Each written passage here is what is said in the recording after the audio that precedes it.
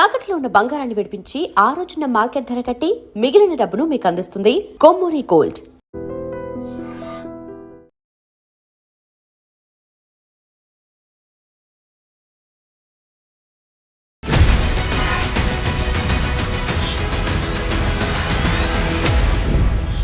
TGIIC ఏర్పడ్డ తర్వాత మీరు వెరీ ఫస్ట్ మహిళ చైర్పర్సన్గా మీరు ఇక్కడ ఉన్నారు. ఎలా అనిపిస్తుంది?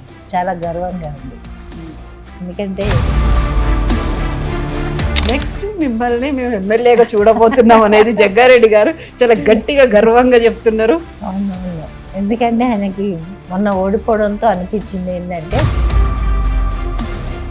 ఇంత సేవ చేసిన జనాలకి నేను అంటే అర్థం కాలేకపోయినాయి కదా, అందుకే సంగారెడ్డిలో నిలబడకపోవడం మంచిది, భార్య నిలబెట్టాలని ఆయన. మంచిగా గవర్నమెంట్ జాబ్ ఉంది, అది కూడా హెల్త్ డిపార్ట్మెంట్ లో మీరు చేస్తున్నారు. దాన్ని రిజైన్ చేసి ఇక్కడికి రావడానికి కారణం ఏంది అసలు? ఎంత చేసినా బయట వాళ్ళు మన పరిధిలో ఉండరు, మన వాళ్ళైతే మనం కొంచెం రిజైన్ చూపించారు. ఒకటే మాట చెప్పింది, రిజైన్ అంటే నేను కావాలా జాబ్ కావాలని అడిగింది. అంటే బలవంతంగా మిమ్మల్ని రాజకీయాల్లోకి తీసుకొచ్చిండ్రు. జగ్గారెడ్డి గారు అంటే ఒక మాట అన్నారు అనుకో, దాన్ని తిరుగుండదు. 3 సార్లు అక్కడ సంగారెడ్డిలో ఎమ్మెల్యేగా ఉన్నారు. ఎందుకని ఓడించిండని మీరు అనుకున్నారు? ఇక ప్రతిపక్షం వాళ్ళు ఎట్లా ఉంటుంది, ఏదో ఒకటి పట్టుకోవాలి. జగ్గారెడ్డి గారు దొరకరు. యాక్చువల్గా అయితే పైసలు పెట్టలేదా? జగ్గారెడ్డి గారు ఎలక్షన్లకు డబ్బులు పెట్టారు. ఒట్టప్పుడు ఎవరికైనా ఇస్తారు, ఎంత ఇస్తారు. దాచిపెట్టి ఎక్కడ ఉంటే ఎలక్షన్లప్పుడు తీసి ఇవ్వడానికి వస్తుంది, దాచిపెట్టేది లేదు ఎప్పటిదప్పుడే. 20 ఏళ్ళు అయింది మీరు ఇప్పుడు వచ్చి. అర్థమైందా పాలిటిక్స్ అంటే ఏంది అసలు అనేది? అర్థమైంది, కానీ అన్ని ఈయనకి చెప్పే చేస్తాను నేను. ఇంకా ఇప్పుడు అదే ఉద్యోగం కంటిన్యూ చేసుకుని ఉంటే ఒక మంచి ప్రమోషన్స్ వచ్చేవి, శాలరీలు పెరిగే ఒక పొజిషన్ లో ఉండేవాళ్ళు. పేరు వచ్చింది కదా, ఇప్పుడు స్టేట్ అంతా తెలుసు కదా పేరు. అదే జాబ్ అయితే రాజకీయ నాయకుడు ఎవరైనా ఒక చిన్న కార్పొరేటర్గా గెలిచిండ్రు అనుకుంటే, ఒక వార్డు మెంబర్గా గెలిచిండ్రు అంటేనే బోల్డంత ఆస్తులు కూడబెట్టుకుంటుంటారు, కార్లు ఉంటాయి, బంగళాలు ఉంటాయి. ఇవన్నీ ఎందుకు అట్లా కాదనుకున్నారు? మీకు ఎందుకో మొదటి నుంచి ఆస్తులు అంటే ఇష్టం లేదు, కష్టాల నుంచి వచ్చింది కదా. కష్టాలను చూసి కష్టాలు ఉన్న వాళ్ళకి ఏదన్నా ఇంత సహాయం చేయాలి తప్ప. ప్రతిపక్షాలు మాత్రం ఇక్కడ ఉన్నటువంటి భూముల్ని పరిశ్రమల కోసమో డెవలప్మెంట్ కోసమో చేయకుండా అమ్ముకుంటున్నారు. ఎందుకు అమ్ముకోవడం వల్ల వచ్చేదేంటి? గత ప్రభుత్వం కూడా చేసింది కదా, అప్పుడే కదా 100 కోట్లకు కోకాపేటలో వాళ్ళు కూడా అమ్మింది కదా. అనడం కాదు కానీ మరి వాళ్ళు చేసిన మోపెడు మోస్తున్నది కదా ఇప్పుడు ఉన్న గవర్నమెంట్. ఇప్పుడు పరిశ్రమల కోసమే పెడుతున్నారు. ఇప్పుడు పరిశ్రమలు వస్తే రాష్ట్రానికే. రాజకీయాలు మహిళలు అంటే ఏం చెప్తారు మీరు? స్థానిక ఎలక్షన్లో 50-50. అసలు ఎక్కడ చూసినా సర్పంచ్ చూడండి, మున్సిపల్ కౌన్సిలర్ చూడండి, 50 కాదు 60 ఉన్నాం. ఇంట్లో ఎట్లా ఉంటుందో బయట కూడా అదే, అంటే ఓపిక్గా పని చేయాలి, మాట ఇచ్చిన అనేది ఒక ఇది ఉంటుంది. మాట పడదా మహిళ ఏదన్నా అంటే మళ్ళీ మాట అనేది తెచ్చుకోదు. ఆయనకు ఫ్లైట్లు అంటే భయమా ఏంది అసలు? ఎందుకు ఎప్పుడు ఢిల్లీకి పోయినా కానీ ఆ ఏపీ ఎక్స్ప్రెస్ లోనే పోతారు? అది పోయా ఉన్నట్టుంది. ఎన్ని 10 అంతస్తులైనా క్లోజ్ అయిన లిఫ్ట్ ఎక్కకుండే, అది పోయా ఉన్నట్టుంది.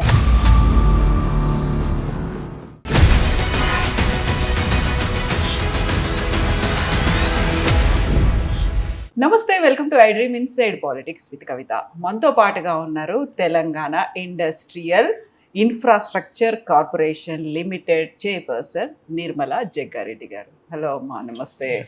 ఎలా ఉన్నారు మీరు? బాగుంది. ఫస్ట్ ఆఫ్ ఆల్ మీకు ఉమెన్స్ డే శుభాకాంక్షలు. Thank you, same to you. Thank you అమ్మా. సో టీజీఐఐసి ఏర్పడ్డ తర్వాత మీరు వెరీ ఫస్ట్ మహిళ చైర్పర్సన్గా మీరు ఇక్కడ ఉన్నారు. ఎలా అనిపిస్తుంది? చాలా గర్వంగా ఉంది. ఎందుకంటే ఎంతోమంది ఆశించిన ఒక మహిళకి ఇవ్వడం చాలా గర్వంగా ఉంది. నిజమే. ఇది ఇప్పుడు టీజీఐఐసి అంటే ఇంత పొడుగు పేరుంది అనుకున్నట్టుగానే దీనికి బరువు బాధ్యతలు చాలా ఎక్కువ ఉన్నాయి, చాలా ఉంటుంది. ఇప్పటికీ తెలంగాణ గవర్నమెంట్లో దేనికైనా ఇంత పెద్ద ఏమంటారు ఇన్కమ్ ఏదైనా ఉంది అంటే, అసెట్స్ ఏమైనా ఉన్నాయంటే వన్ అండ్ ఓన్లీ టీజీఐఐసి. కదా. అవును. ఏమనిపిస్తుంది మీకు ఫస్ట్ మిమ్మల్ని నిర్మలా గారిని సెలెక్ట్ చేసుకున్నారు, దాంట్లో అపాయింట్ చేశారు అన్నప్పుడు ఏమనిపించింది? సీఎం గారి ఆశీర్వాదం. మేము అడగలేదు, అసలు ఊహించని కూడా ఊహించలే ఇలాంటి పోస్ట్ ఉంటుంది, వెళ్ళాలి, తీసుకోవాలని. అనుకోకుండానే సీఎం గారు ఇచ్చిన వరం ఇది మాకంటే. తర్వాత ఇది ఏంటి అనేది కూడా నాకు తెలియదు. అసలు డిపార్ట్మెంట్ ఉంటుంది అని తెలుసు, కానీ డిపార్ట్మెంట్లో ఏముంటాయనేది తెలియదు. ఇక్కడ వచ్చినాక చాలా హ్యాపీగా ఉంది. వచ్చే వాళ్ళకు మరి ఏది ఉన్నా కానీ నేను తెలుసుకొని మరి చెప్తున్నా. డిపార్ట్మెంట్తో డిస్కషన్ చేసి వచ్చిన వాళ్ళ సాల్వ్ చేయడానికి నా ప్రయత్నం నేను చేస్తున్నాను. ఫస్ట్ మీరు డిసిసి ప్రెసిడెంట్గా ఉన్నారు సంగారెడ్డిలో, అది కంప్లీట్గా పాలిటిక్స్. అవును. అక్కడ ఉన్నప్పుడు మీకు ఏదైనా ఒక దాంట్లో ఒక చైర్పర్సన్గా వస్తుంది అనుకుంటే, నామినేటెడ్ పోస్ట్ వస్తుంది అనుకుంటే, వస్తే ఏదైనా ఉమెన్ కమిషన్ ఇలాంటిది ఏదైనా ఉండొచ్చు అనుకుంటారు, కానీ ఇంత పెద్ద బరువు బాధ్యతలు, ఇంత పెద్ద దీనికి ఎక్స్పెక్ట్ చేయలేదు కదా మీరు అసలు? అసలు లేదు. అసలు డీసీసీగా ఉన్నా ఈ పోస్ట్ వస్తుందని నేను అనుకోలేదు. మేము అడగలేదు కదా, అడగంది ఎవరైనా ఇవ్వరు కదా. అట్లా ఊహించినాం, కానీ ఇంత అంటే బెస్ట్ కార్పొరేషన్ అనేది ఇవ్వడం చాలా సంతోషం. ఫస్ట్ మీరు మీ ఉద్యోగం జీవితం మీ స్టార్ట్ అయిందేమో ఒక హెడ్ నర్స్గా, గవర్నమెంట్ హాస్పిటల్స్లో ఉండే హెడ్ నర్సు.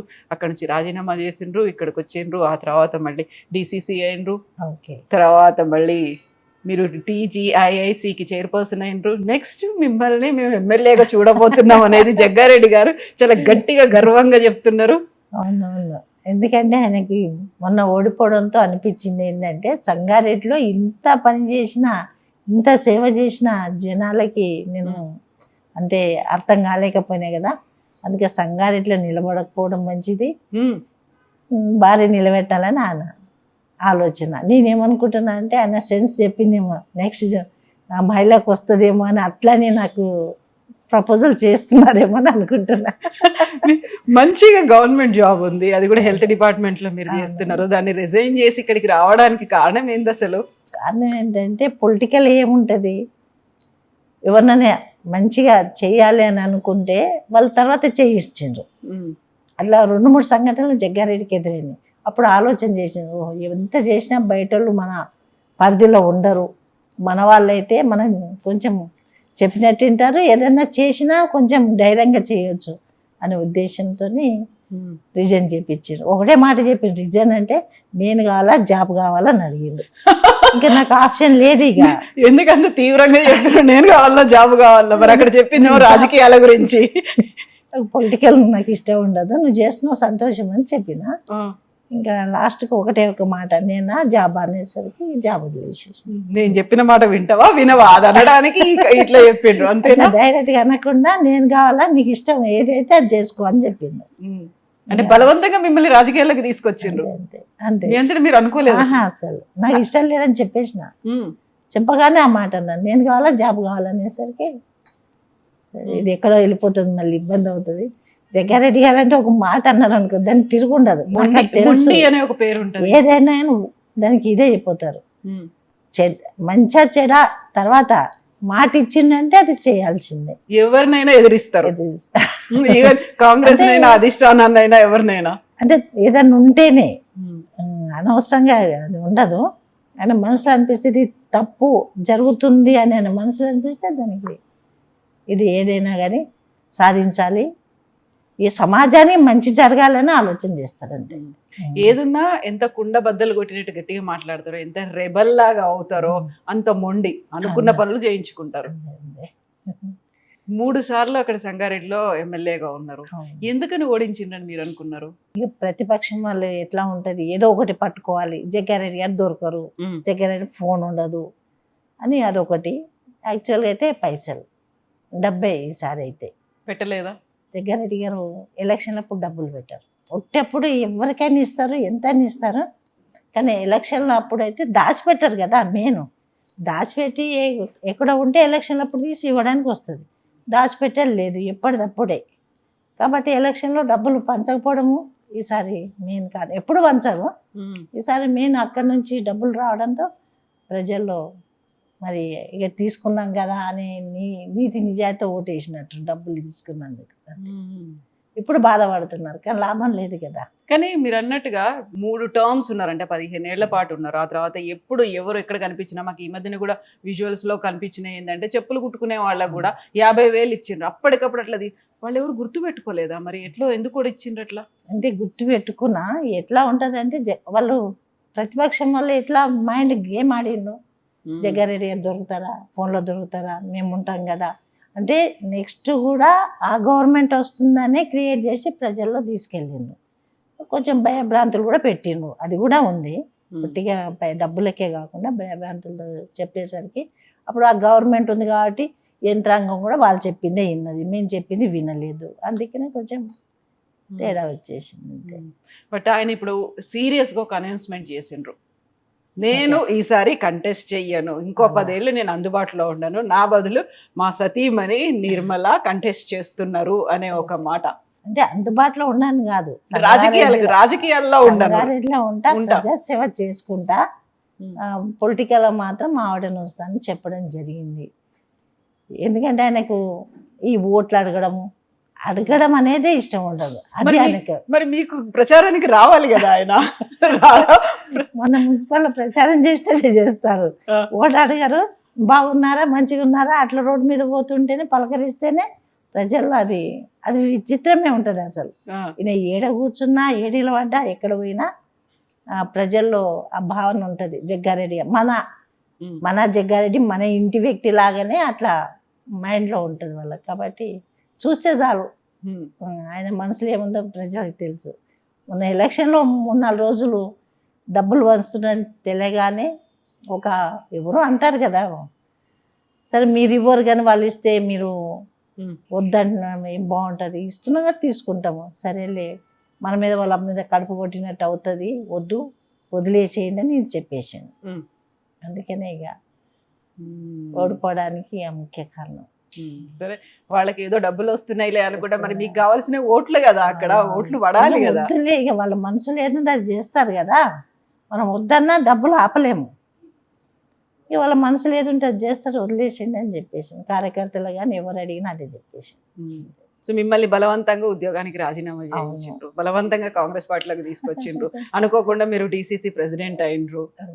ఏమంటారు? చూసిన మహిళా ప్రెసిడెంట్ 2006 నుంచి 2018 వరకు మహిళా ప్రెసిడెంట్, 2018 నుంచి స్టిల్ ఇప్పటి వరకు. ఇప్పుడు కూడా మళ్ళీ మొన్న కూడా సెలెక్ట్ చేసుకున్నప్పుడు మళ్ళీ మీకే వచ్చింది అది. సో ఇప్పుడు 2 పదవులు, ఒకటి పార్టీని చూసుకోవాలి, ఇక్కడ ప్రభుత్వంలో ఉన్నటువంటి భూముల్ని వీటన్నిటిని చూసుకోవాలి, పరిశ్రమల కోసం చూసుకోవాలి, అండ్ ఇల్లు ఉంది ఎట్లాగో ఇల్లు చూసుకోవాలి, మళ్ళీ నెక్స్ట్ ఎమ్మెల్యే కోసం చూడాలి, అదో బరువు బాధ్యతలు ఉన్నాయి.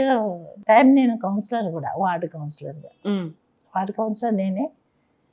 కాన్స్టిట్యున్సీలో ఏ ప్రోగ్రామ్ ఉన్నా నేనే అటెండ్ చేస్తా. అంటే సపోర్ట్ ఇవ్వలేని నేనేం చేయలేను. టోటల్గా నాకు ఫ్రీడమ్ ఇచ్చేసింది కాబట్టి ప్రజలకు పోతా, ప్రజలకు ఏది కావాలన్నా నేను జగ్గారెడ్డి గారికి చెప్పేసేస్తాను చెప్తా. ఎందుకంటే చేసేది ఆయనని, ఇచ్చేది ఆయనని కాబట్టి. అంతేగాని ఎక్కడ కూడా నన్ను ఇదిగా ఎప్పుడు అన్నాడు, నువ్వు ఎందుకు అక్కడ వెళ్ళినావను, ఏం చెప్పినావని, ఏం కాదు, ఏదన్నా చెప్పేసి రా అని చెప్పేస్తా. దాని ధైర్యం ఇస్తాడు కాబట్టి వెళ్తాను. మరి ఇప్పుడు ఇక్కడ ఉన్నటువంటి రెస్పాన్సిబిలిటీస్ మీరు ప్రతిదీ తనకి ఏమైనా షేర్ చేసుకుంటారా, మీ అంతటా మీరు డెసిషన్స్ తీసుకుంటుండ్రా? అసలు ఇప్పటి వరకు నేను ఇక ప్రమాణ స్వీకారం చేసేటప్పుడు కూడా ఇక్కడికి రాలేదు, ఇప్పటి వరకు కూడా ఆఫీస్లో అడుగుపట్టలేదు. రాలేదా ఇక్కడ? అది నీకు పోస్ట్ ఇచ్చింది, నిన్ను చూసి ఇచ్చింది కానీ నన్ను చూసి కాదు కదా, నేను ఇన్వాల్వ్ కానని చెప్పేసింది. ఇప్పటి వరకు రాలేదు. ఏదన్నా అడిగితే నాకేదైనా డౌట్ వచ్చినా ఇది ఇట్లా అవుతుంది అంటే సజెషన్ చెప్తారు తప్ప ఎంటర్ కాదు దీంట్లో. ఆఫీసుల్లో అందరు కూడా మంచి నాకు కోఆపరేషన్ చేస్తారు, కోఆపరేటివ్ మంచిగానే ఉన్నారు, ఏదైనా రెస్పాన్స్ ఉంటుంది. పాలిటిక్స్ ఏందనేది మీకు అర్థమైందా? 2 ఏళ్లలో 2006లో వచ్చింది, ఇప్పుడు 20 ఏళ్ళు. 26 ఇప్పుడు 26 అంటే 20 ఏళ్ళు అయింది. 2006లో వస్తే 20 ఏళ్ళు అయింది మీరు ఇప్పుడు వచ్చి. అర్థమైందా పాలిటిక్స్ అంటే ఏంది అసలు అనేది? అర్థమైంది, కానీ అన్ని ఈయనకి చెప్పే చేస్తాను నేను. చెప్పకుండా ఏది ఉండదు, ప్రతిదీ బయట ఏం జరిగిందని చెప్తా, అది నాకు తెలుసులే అంటారు, అయిపోతుంది అంతే. చక్కగా ఇప్పుడు అదే ఉద్యోగం కంటిన్యూ చేసుకుని ఉంటే ఒక మంచి ప్రమోషన్స్ వచ్చేవి, శాలరీలు పెరిగే, ఒక పొజిషన్ లో ఉండేవాళ్ళు. పొజిషన్లో ఉన్నాడు, పేరు వచ్చింది కదా, ఇప్పుడు స్టేట్ అంతా తెలుసు కదా పేరు. అదే జాబ్ అయితే అక్కడ సంగారెడ్డి ప్రమిసెస్లోనే ఉండిపోతుండే హాస్పిటల్లో, కానీ ఇప్పుడు స్టేట్ అంతా నిర్మలా జగ్గారెడ్డి. ఆయన లేకపోయినా నేను ఆయన పేరు వినిపిస్తున్నా. ఉమ్. ఎక్కడ పోయినా నిర్మలా జగ్గారెడ్డి అని అంటారు. కాబట్టి ఆ పేరు వచ్చినా సంతోషం అంతే. ఇప్పుడు రాజకీయాలు అంటేనే ఇప్పుడు సేవ అనేది కాస్త మారిపోయి దానికి డిఫరెంట్ అర్థాలు అనేవి వస్తున్నాయి కదా. రాజకీయం చేయడం ప్రతిదీ కూడా పొలిటీషియన్ అంటే కొంచెం పవర్ఫుల్ గా కనిపించాలి, వెనకాల మంది మార్బల్లో ఉండాలి, వాళ్ళకు ఉన్న చేతిలో ఉన్న పవర్ ను చూపించుకోవాలి. అవన్నీ మీకు అర్థమైనాయా? వంట పట్టించుకున్నారా? పవర్ అయితే చూపెట్టుకోము.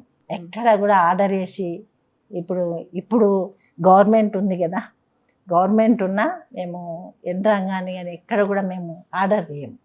ఇది రియల్గా ఉంటే, న్యాయంగా ఉంటే, లీగల్గా ఉంటే చెయ్యండి అని చెప్తాం. కానీ దబాయించి దౌర్జన్యంగా అట్లా ఎక్కడ కూడా జగ్గారెడ్డి గారు కూడా నేను ఇక ఆయన చెప్పి నేను వింటా కానీ నేను కూడా చెప్పు. అసలు ఎక్కడ ఉండదు అట్లాంటిది. పవర్ ఉందని ఏదో ఇది చేయాలనేది అయితే ఉండదు. చూపించుకోవాలి అని పవర్ ఉన్నా పవర్ లేకపోయినా ప్రజల కోసం మనం పనిచేయాలని చెప్తారు. జగ్గారెడ్డి గారికి వాయిస్ ఉంది, చాలా గట్టి వాయిస్ ఉంది. ఎవరినైనా తిడతారు, ఆ తర్వాత మళ్ళీ బాధపడే టైంలో బాధపడతారు, అన్ని రకాల ఎమోషన్స్ ఉన్నాయి, నేనున్నా అనేది చూపిస్తుంటారు, కష్టాలు వస్తే ఇమ్మీడియట్ గా రెస్పాండ్ అవుతారు. అవన్నీ నిర్మల గారు కూడా చేస్తారా? చేస్తుంటాను. ఈయన పంపిస్తాడు నన్నే, కాదు వెనకాల నుండి ఏదన్నా స్పాట్ లేదని చెప్తే నేనే వెళ్తా. కాదు అరుస్తారా? కోపం వస్తుందా మీకు కూడా? ఒక కమాండ్ చూపించుకోవాలి లీడర్ అంటే. ఉండదు, రిలేషన్కి వెళ్తాను నేను. ఏదో మన ఎప్పటి నుంచో మన బంధం ఉన్నది, మనం అంతా ఒకటి అనే భావంతో వెళ్తా కానీ పవర్తో వెళ్ళను, ఎక్కడ వెళ్ళను. ఆయన కూడా ఇదే కూడా ఆయన అంటుంటాడు, నేను అది చూసా నేను చేసుకున్నాను. కమాండింగ్ డిమాండ్ ఉండదు కదా, నాకు అట్లాంటి వాళ్ళే కావాలి అనే ఉద్దేశంతో చేసుకున్నా అని చెప్తుంటారు. తనకి ఎలాగో ఆ కమాండింగ్ వాయిస్ ఉంది, తనకు ఆ తత్వం కూడా అట్లనే ఉంది కాబట్టి మీకు కూడా అట్లుంటే బాగుండదులే. అట్లుంటే కుదరకుండా గొడవలు అయ్యేవా? అది ఒప్పుకుంటాడు ఈయన. ఇంకోరైతే నాతో ఉండకుండా సంసారం చేయకుండా అని చెప్తాడు. అట్లా మీరు ఇట్లా సాఫ్ట్ గా ఉన్నారు కాబట్టి అంతే నడుస్తుంది అంటారు. ఇన్నేళ్ల నుంచి ఎన్నేళ్ళు అయింది? 30 ఏళ్ళు అయిందా? 30 years. 30 years అయింది. సో 30 years లో ఇప్పుడు గొడవలు పెట్టుకోలే? చిన్న చిన్నవి వస్తుంటాయి ఇక, నేను అడ్జస్ట్ అయితే ఆయన అడ్జస్ట్ కాదు. ఏమంటారు? ఏదన్నా అడిగినా ఏదైనా చెప్పినా కోపమైనా సరే నీ మనసులో అలా ఉంది కదా, అది నీ ఇష్టము, నాకు నచ్చలేదు అంటే నేను ఏం అడుగుతానండి, నాకు ఒక ఇల్లు కావాలని అడుగుతాను, అంతకంటే ఏం అడగను. సొంత ఇల్లు ఉండాలని ఒక కోరిక అంతే. ఏమంటారు? నువ్వు చచ్చిపోతే ఇది వస్తా అంటే కొంటా అంటారు. అన్ని ఇట్లాంటి కండిషన్లు ఎందుకు పెడతారు మరి మీకు? ఉండదు అది వస్తుంది వేస్ట్. ఇది ఎంత సంపాదించి వదిలిపెట్టుకోవాలి, ఏమొస్తుంది ఎమ్మటి. అది మన మైండ్ కూడా వేదాంతాల్లోకి తీసుకెళ్ళిపోతాడు, ఇక సన్యాసం అయిపోవాలి. అట్లాంటి భావనలు చెప్తుంటే ఇక మనం ఏం అడిగినా వేస్తాడు అంతే. ఇప్పటికీ సొంత ఇల్లు లేదు. సొంత ఇల్లు అంటే మా పాప పెళ్ళప్పుడు రామ మందిర్లో పెళ్లి చేసుకోమని చెప్పింది పాపని. మా పాప ఒకతే అసలు ఇక్కడన్నా చిన్న గుడిలో పెళ్లి చేసుకుంటారన్నా, మా ఫ్రెండ్స్ వస్తారు, నువ్వు కూడా ఒక స్టేట్ లీడరు, అందరు తెలుసు, నువ్వు కూడా బాగుండదు నాన్న, ఇరుకు ప్లేస్ ఇబ్బంది అవుతుంది ఏంటంటే, కాదమ్మా నా కోరిక. సరే నీ కోరిక ఉంది, నేను ఒప్పుకుంటున్నా, నేను నీ మాట కాదంటలే, కానీ నాకు కూడా ఒక కోరిక ఉంది అని చెప్పింది. ఏంటమ్మా అని అంటే, నేను కిరాయిలో పెళ్లి చేసుకున్నాను, సొంత ఇల్లు కావాలి.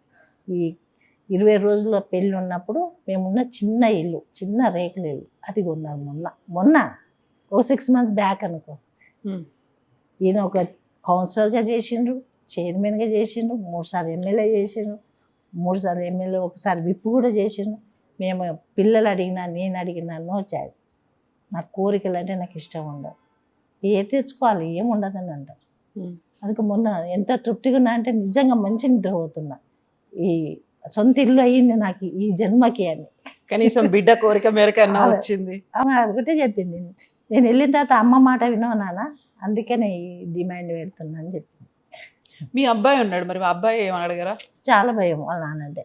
అవునా? కనీసం కూతురు పెట్టిన కండిషన్ కూడా పెట్టాడు. వాళ్ళ నాన్న ఏది చెప్తే అది అబ్బా ఈడే నా కొడుకు అంటాడు. ఎందుకంటే ఏది చెప్తే అది ఓకే నాన్న అంటాడు. అందుకే వీడే వారసుడు కాబట్టి వీడే నా మాట వింటాడు. ఇప్పుడు ఒక రాజకీయ నాయకుడు ఎవరైనా ఒక చిన్న కార్పొరేటర్గా గెలిచిండ్రు అనుకుంటే, ఒక వార్డు మెంబర్గా గెలిచిండ్రు అంటేనే బోల్డంత ఆస్తులు కూడా పెట్టుకుంటుంటారు, కార్లు ఉంటాయి, బంగళాలు ఉంటాయి, సో ఎక్కడికక్కడ ప్యాలెస్లు ఉంటాయి, భూములు కొనుక్కొని పెట్టుకుంటారు, రియల్ ఎస్టేట్ బిజినెస్లోకి దిగుతారు. ఇవన్నీ ఎందుకు అట్లా కాదనుకున్నారు? మీకు ఎందుకో మొదటి నుంచి ఆస్తులు అంటే ఇష్టం లే, కష్టాల నుంచి వచ్చింది కదా. 5 సంవత్సరాల వాళ్ళ నాన్న చనిపోయింది, వాళ్ళ అమ్మ ఒక ఏన్యం డ్యూటీ చేసుకొని పిల్లలు నడిపింది. అందుకనే ఆ కష్టాలను చూసి కష్టాలు ఉన్న వాళ్ళకి ఏదన్నా ఇంత సహాయం చేయాలి తప్ప సంపాదించి ములుగుతే ఏమొస్తుంది, ఏమి రాదు అని చెప్తారు. మరి ఇప్పుడు దేవుడి కళ్యాణాలు చేయిస్తారు, శ్రీరామనవమి అన్ని చేయిస్తారు, పండుగలు అన్ని ముస్లిం, ఆ, క్రైస్తవ, అన్ని. మరి ఆ హిందూ డబ్బులు పండుగ. ఎక్కడి నుంచి వస్తాయి అవన్నిటికి? ఎట్లా రియల్ ఖర్చు? ఎస్టేట్ చేస్తారు. రియల్ ఎస్టేట్ చేసిన డబ్బులు ఇంకా రేపటికని దాచిపెట్టారు. ఆ వచ్చిన అసలే పైసలు లేవు. ఇప్పుడు శ్రీరామనవమి వస్తుంది, శ్రీరామనవమి కాదు 15th రోజు ఇఫ్తారింది ఉంది. ఉమ్. దాని పైసలు కావాలంటే ఫ్రెండ్సే అప్పు తెచ్చిస్తారు. అప్పు చేయడం అనేది ఆయన అదృష్టం, ఇక అంతే. మరి ఇప్పుడు ఎట్లా కాదు. తీరుస్తారు? ఎట్లనే రియల్ ఎస్టేట్ చేసి వచ్చిన డబ్బులు ఇవ్వాలి. వాళ్ళకి ఇక కొన్నిసార్లు రివర్స్ అయినా కానీ చెప్తాడు, అరే భయ నీకు ఇప్పుడు కాకపోతే రేపని ఇస్తా, 1కి 10 ఇస్తా, కానీ ఇప్పుడు లేవు, ఆగండి అని చెప్తాడు. ముందు నుంచి ఇంతేనా? 5 సంవత్సరాల నుంచి కలిసి ఉన్నాం మేమిద్దరం. 5 ఏళ్ళ నుంచి చూస్తున్నా. 5 ఏళ్ళప్పుడు కూడా చిన్న చాక్లెట్ కొట్టులో పోయి కూడా ఖాతా పెట్టేస్తుంది. మీ ఫ్రెండ్స్, చైల్డ్హుడ్ ఫ్రెండ్స్? చిన్నప్పటి నుంచి. అందుకే ఇక నేను అడ్జస్ట్ అయిపోయాను. ఇక ఈయన మారాడు కదా, అప్పటి నుంచి కూడా కిరాయి సైకిల్ తీసుకొని ఊరంతా తిరుగుతాను. స్కూల్కి వెళ్ళకుండా ఊరంతా తిరిగేసి వస్తుండే సైకిల్. వాళ్ళ అమ్మ అనుకుంటుండే స్కూల్కి పోయిండు కొడుకు అని. అంతే. 50 ఏళ్ల నుంచి చూస్తున్నారు ఆయన. అర్థమైపోయింది కంప్లీట్ గా అర్థమైంది. ఆయన ఏంది మైండ్ సెట్. మనమే మారాలి కానీ ఆయన మారాడు. ఆయన చూపు ఎటువైపు చూస్తుంది, ఆయన ఏం చేస్తున్నాడు, ఇట్లాంటివన్నీ కూడా అర్థమైపోతుంది. తెలియదు, ఇప్పటికీ తెలియదు. అయినా అడ్జస్ట్ అవుతున్నారు మీరు ఇంకా. చెప్తాడు ఆయననే. నాకే అర్థం కాదు, నేను నీకేం అర్థం అవుతాను, అర్థం కాదు అసలు. ఓకే. ఇప్పుడు నాకు ఇచ్చిన డబ్బులు ఇంకో పక్కలకు తెలియదు, పక్కలకు ఇచ్చినా నాకు తెలియదు. అది ఎట్లా మెయింటైన్ చేస్తాడు కానీ ఇంట్లో విషయాలు ఎక్కడ కూడా మాట్లాడు. ఇంట్లో బాధ ఉన్నది కూడా ఏం పంచుకోడు. ఈరోజు నాకు కాలు ఇట్లా నొప్పి ఏంటంటే 5 రోజులు అయింది, 1 రోజు కూడా వచ్చి చూడలే. అడగరా? అడిగి నేను నా బాధ, నీ బాధ నువ్వు భరిస్తాను, నేను వచ్చేమన్నా నీ బాధ తీసేస్తానా, నీ నొప్పి తీస్తానా, డాక్టర్ ఉంటాడు, హాస్పిటల్ ఉంటావు, పోతావు, చూపించుకుంటావు, అంతే. మరి మంచిగా హోలీ సెలబ్రేషన్స్, బోల్డ్ అని రంగులు జల్లుకొని ఆ విజువల్స్ అవన్నీ వస్తున్నాయి. ఆ తర్వాత మళ్ళీ ఇఫ్తార్ ఉంది, రామనవమి ఉంది, ఇవన్నిటికీ మాత్రం అందరితో కలిసి ఉంటారు. ఎక్కడ ఎవరైనా బాధపడుతున్నారంటే వాళ్ళకి ఫుడ్ పెడతారు, డబ్బులు ఇస్తారు, అన్నిటిని చూసుకుంటుంటారు. డాక్టర్తో టచ్లో ఉంటాడు. అది చాలా ఏమైతుంది, ఏం చేయాలి, ఎక్కడ తీసుకెళ్ళాలని డాక్టర్తో మాట్లాడి కానీ రాడు. అంతే. ఇంకా అలవాటు అయిపోయింది. నేను కూడా చెప్పలే, మరి కాలుకు దెబ్బ తాకి నేను చెప్పలేదు, డాక్టర్ చెప్పింది మేడం ఇట్లా వచ్చింది అని, అంతే. ఇప్పుడు ఈ బరువు బాధ్యతలు ఇవన్నీ ఉన్నాయి, దీనికి తోడు నెక్స్ట్ మీరే ఎమ్మెల్యే కంటెస్టెంట్ మీరే చేస్తారు అని చెప్పిన తర్వాత ఏమనిపించింది మీకు? అంటే ఇవన్నీ ఈ పోస్ట్ వచ్చిన తర్వాత నాకు కొంచెం ధైర్యం వచ్చింది, చేయగలుగుతా నేను కూడా ప్రజల్లో వెళ్ళి ఏదైనా కానీ వాళ్ళకి సేవ చేసే ధైర్యం వచ్చింది, చేస్తా. ఎందుకంటే ఆయన ఉంటాడు కదా, ఎంత దూరం పోయినా నీడలాగుంటాడు కాబట్టి ఆ ధైర్యం వచ్చింది. అయితే మీరు ఆ ఉద్యోగం నుంచి ఇక్కడ దాకా వచ్చి 20 ఏళ్ళ రాజకీయ జీవితం చూసి ఇవన్నీ అయిన తర్వాత ఇప్పుడు పర్లేదా, ఇప్పుడు బలవంతంగా ఎందుకు తీసుకొచ్చిండ్రు అనుకున్న తర్వాత ఇప్పుడు తీసుకురావడం మంచిదే? చాలాసార్లు ఏడ్చుకున్నా కూడా, ఎందుకంటే గవర్నమెంట్ జాబ్ అంటే చచ్చేవరకు ఎంబడి ఉంటుంది కదా, పెన్షన్ వస్తుంది, ఆ తర్వాత వస్తుంది పిల్లలకు. ఈయన ఏం చేయకపోయినా పిల్లలకి నేనన్నా ఇంత చేసి పెట్టే శక్తి నాకు ఉంది కదా అని అనుకుంటుంది. చాలాసార్లు ఏడ్చిన, బాధపడ్డా. ఏమనేది ఇప్పుడు? అవన్నీ వేస్ట్, నువ్వు వేస్ట్ ఏం లాభం చెప్పు, నీ ఆరోగ్యం పాడైతే రోగాలు వస్తే తప్ప నేను మాత్రం మారని చెప్పేసి అంతే. అర్థమైపోయింది. మెల్లమెల్లగా మీరే ట్యూన్ అయినరు. మా పాప సపోర్ట్ ఇక తర్వాత ఆమె తెలివి వచ్చిన తర్వాత, ఇంటర్ తర్వాత అన్ని అర్థం చేసుకొని ఇప్పటి వరకు స్టిల్ ఇప్పటి వరకు మ్యారేజ్ అయిపోయిందా మా పాపకి, మా పాప ఇప్పటికీ సపోర్ట్, అన్ని ఆమె చూసుకుంటుంది. మెయింటెనెన్స్ ఇంట్లో నాకేం తెలియదు, ఆమె చూసుకుంటుంది. ఫస్ట్ నిర్మల గారి కంటే కూడా మీ పాప జయ పేరే వినిపించింది. తనే వారసురాలు అనేది ప్రొజెక్ట్ అయింది, తనే అన్ని కార్యక్రమాలకు అటెండ్ అయ్యేవాళ్ళు. జగ్గారెడ్డి గారు లేని ప్లేస్ లో, వెళ్ళని ప్లేస్లకు తనే వెళ్ళేది. ఎందుకు సడన్ గా మీ పేరు వచ్చింది తెర మీదకి? పాప ఏమందంటే, నాన్న నా సొంత లైఫ్ ఒక 15 years తర్వాత నేను ఎంటర్ అవుతాను అన్న, ఎందుకంటే కొంచెం ఫ్యామిలీ ఇదిగా నేను ఎంజాయ్ చేయాలి అనేసరికి నన్ను ముందుకు తీసుకొచ్చింది అంతే. ఆమె ఎప్పటికైనా ఆమె. మీకు ఓకేనా ఇప్పుడు మీ ఎమ్మెల్యేగా మీ క్యాండిడేట్ మీరు మీరే కంటెస్ట్ చేస్తారు? ఇప్పుడు రాహుల్ గాంధీ వచ్చినా, రేవంత్ వచ్చినా అసలు నేను వినను, నెక్స్ట్ మా నిర్మలనే ఉంటది, మా ఆవిడే ఉంటది అన్నప్పుడు ఒప్పుకున్నా. ఇంకా అలవాటు అయిపోయింది తిరుగుడు బయట, ఓకే చేయగలుగుతాను. నాకు కూడా కోరికుండే, ఇక్కడ వచ్చిన గ్రీన్ పెన్, కానీ నేను డ్యూటీ చేసేటప్పుడు నాకు ప్రమోషన్ వస్తుండే, గ్రీన్ పెన్ వస్తుండే, నువ్వు అనవసరంగా నన్ను ఏదో చెత్తలు పడేసినావు అని అంటే సరే నీ కోరిక నెరవేరుస్తా అని చెప్పి ఎమ్మెల్యే అని చెప్పిండు. కానీ ఈ పోస్ట్ కూడా వచ్చింది. ఇప్పుడు 2 బాధ్యతలు ఉన్నాయి, అటు పార్టీని అవును. చూసుకోవాలి, ఇటు ప్రభుత్వాన్ని కూడా చూసుకోవాలి మీరు. కానీ మా జిల్లాలో నాయకులు చాలా మంచి సపోర్ట్ ఇస్తారు. అంటే ఒక ఆడపిల్లగా ఉన్నానో ఏమో తెలియదు డీసీసీకి, కానీ దామోదర్ రాజనరసింహ కానివ్వండి, సురేష్ శెట్టి గారు, సంజీవ్ రెడ్డి, శ్రీనివాస్, వీళ్ళంతా 5 కాన్స్టిట్యున్సీ వాళ్ళు నన్ను ఏది చెప్పినా నన్ను తప్పు పట్టారు. వాళ్ళు అమ్మొస్తే చాలా అంటారు తప్ప ఏది చెప్పినా వాళ్ళు ఓకే. నేను ఏది అడిగినా వాళ్ళు ఇవ్వడానికి సిద్ధం. అంతే. కాంట్రవర్షన్ అయితే మా జిల్లాలో లేదు. బట్ చాలా యాక్టివ్ గా పార్టిసిపేట్ చేయాలి. కాంగ్రెస్ అంటేనే డిఫరెంట్ గ్రూపులు అనేది ఉంటుంది, వాటన్నిటిని మళ్ళీ ఏకం చేసుకుంటూ, ఇప్పుడు మీరు చెప్పిన దాంట్లో ఒకరు హెల్త్ మినిస్టర్ ఉన్నారు, ఒకరు ఎంపీ ఉన్నారు, వాళ్ళందరినీ కలిసి మళ్ళీ వాళ్ళకు క్యాడర్ ఉంటుంది, వాళ్ళని గౌరవించుకోవాలి ఉంటుంది. అట్లా కొంచెం జగ్గారెడ్డి గారి ప్రభావం కూడా ఉంటుంది కాబట్టి ఏ గ్రూపులకు తావేయదు. మళ్ళీ ఏదైనా ఉంటే జగన్న మళ్ళీ ఇన్వాల్వ్ అయితే కష్టం అని చెప్పి కొంచెం ఉంటుంది అది. ఇప్పుడు టీజీఐఐసి చైర్పర్సన్ యాక్చువల్గా మిగతా వాటన్నిటికంటే కూడా ఇది చాలా డిఫరెంట్ ఉంటుంది. ఇందులోనే ఎక్కువ ఇన్వాల్వ్మెంట్ ఉంటుంది, కరప్షన్ ఉంటుంది, ప్రెషర్ ఉంటుంది, డబ్బు ఎక్కువ ఉంటుంది. ఏమనిపించింది టీజీఐఐసి అనగానే మీకు? ఫస్ట్ ఏం అర్థం కాదు, కానీ ఇప్పుడు అర్థమైంది. ఇది అసలు గవర్నమెంట్కి ఏది ఉన్నా కానీ దీనివల్లనే మరి సపోర్ట్ ఉంటుంది గవర్నమెంట్ ఫైనాన్స్కి.